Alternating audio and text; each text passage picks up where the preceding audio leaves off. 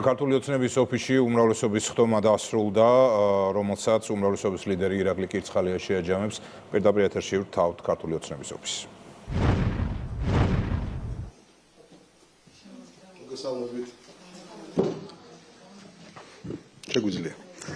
მოგესალმებით. დღეს გაიმართა უმრავლესობის ხდომა, რომელსაც ესწრებოდა ქართული ოცნების თავმჯდომარე ბატონი პრემიერ-მინისტრი ირაკლი კობახიძე, ასევე გენერალური მდივანი, ქალაქ თბილისის მერი კახი კალაძე.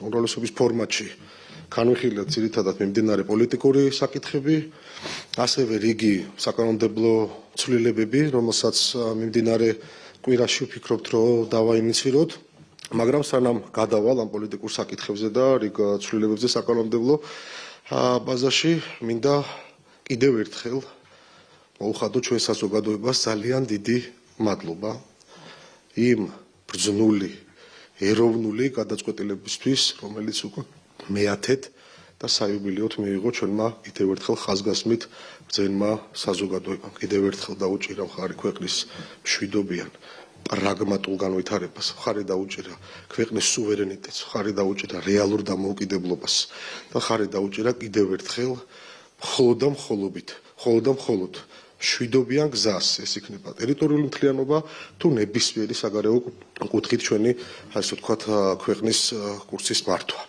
ეს ერთი ასევე ძალიან მნიშვნელოვანია და ხაზგასასმელია და ალბათ უპრეცედენტოა და ძალიან გაგვიჭირდება, რომ მოვიძიოთ პრეცედენტი მსოფლიოში, სადაც ერთი წლის თავზე შეიძლება საპარლამენტო არჩევნების შედეგი განმეორდეს ადგილობრივი თვითმმართველობის არჩევნებს. ეს არის უმნიშვნელოვანესი და კიდევ ერთხელ დიდი მადლობა და ულოცავ საქართველოს რეალურად იმ გზის არჩევას, რომელ გზასაც ასე ებრძვიან ჩვენი ქვეყნის გარედან ის აგენტურა, რომელსაც ჩვენ ძალიან კარგად ვხედავთ და სამწუხაროდ ქვეყნის შიგნითაც ბევრი არიან, ასე ვთქვათ, მათი მიმდევრები, ხო?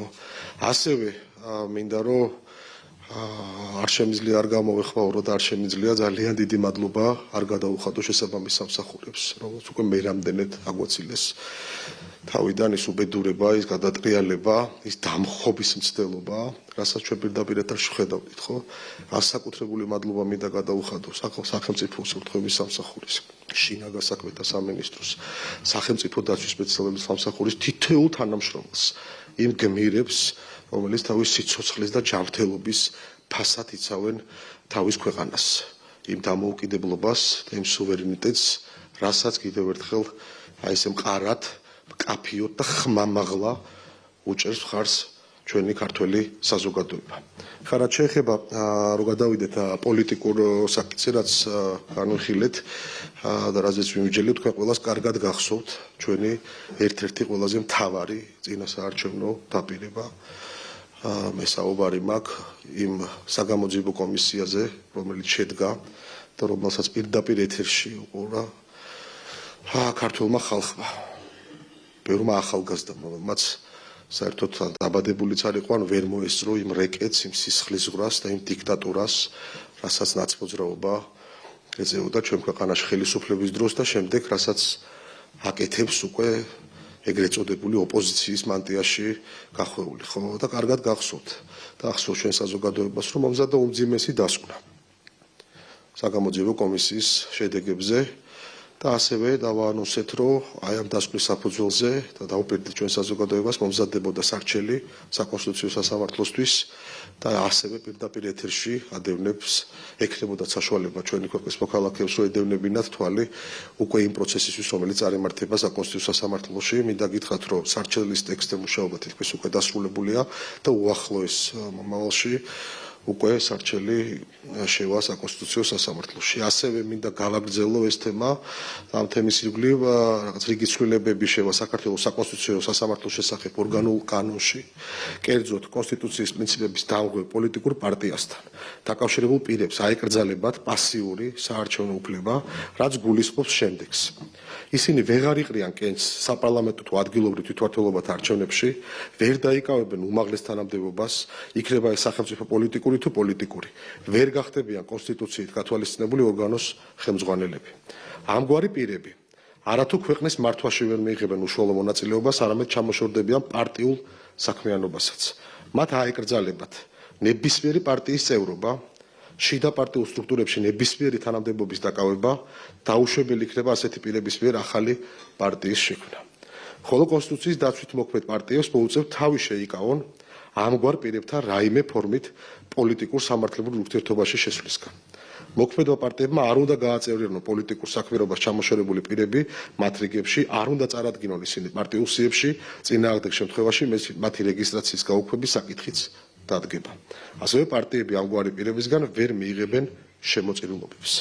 ამასთანავე იმ შემთხვევაში თუ პოლიტიკური პარტიები არ შეასრულებენ საკონსტიტუციო სასამართლოს მიერ მიღებულ გადაწყვეტილებას, მაგალითად პარტიაში მიიღებენ ისეთ პირს, რომელსაც აკრძალული აქვს პოლიტიკური პარტიის წევრობა, გამოიწვევს სისხლის სამართლებრივი წესით დაჯარიმებას.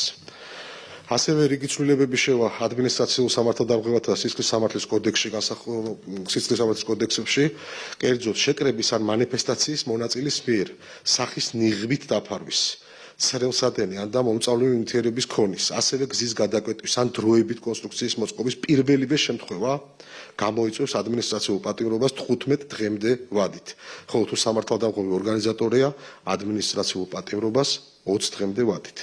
იმგვარ შეკრებაში ან მანიფესტაციაში მონაწილეობა, რომელიც საქართველოს შინაგან საქმეთა სამინისტროს მოთხოვნით შეწყვეტას ექვემდებარება, პირველივე შემთხვევაში გამოიწვევს ადმინისტრაციულ პატიმრობას 60 დღემდე ვადით, ასევე 60 დღემდე ვადით ადმინისტრაციული პატიმრობა შეეფარდება იმ პირს, რომელიც შეკრებისას იქონიებს იარაღს, პიროტექნიკას ან იქონიებს ისეთ საგანს, რომელიც გამოიყენება სხვა პირთა სიცოცხლესა და ჯანმრთელობისათვის ზიანის მისაყენებლად. ამგვარი აკრძალული ქმედებების განმეორებით ჩადენა გამოიწვევს სისხლის სამართლის პასუხებაში მიცემას 1 წლამდე ვადით. ხოლო მესამე და ყოველი შემდეგი იგივე კანონსაწინააღმდეგო ქმედება 2 წლამდე ვადით. ასევე სისხლის სამართლის კოდექსს ემატება ახალი მუხლი, რომლითაც სისხლის სამართლებრივი პასუხისმგებლობა დაეკისრება იმ პირს, რომელიც სამართალდამცავი ორგანოს თანამშრომელს მესამედ მიაყენებს შეურაცხყოფას ან არ დაემორჩილება მის კანონიერ განკარგულებას. აღნიშნულ პირს შეეფარდება თავისუფლების აღკვეთა 1 წლამდე, ხოლო რეციდივის შემთხვევაში კი თავისუფლების აღკვეთა 2 წლამდე ვადით. ამასთანავე არ იქნება გამოყენებული სხვა სახის სასჯელი. ეს იყო ის ძირითადი საკითხები, ის პოლიტიკური საკითხები, ასევე საკანონმდებლო ცვლილებაში, რაც არის დაგეგმილი, რომელიც ფიქრობთ, რომ მნიშვნელოვანია ჩვენი საზოგადოებისთვის. დიდი მადლობა ყურადღებისათვის. მზად ვარ. ეს ხო პირდაპირ ჩართვა ქართული ოცნების ოფისიდან, სადაც უმრავლესობის ლიდერმა ირაკლი კირცხალიამ გააკეთა განცხადებები.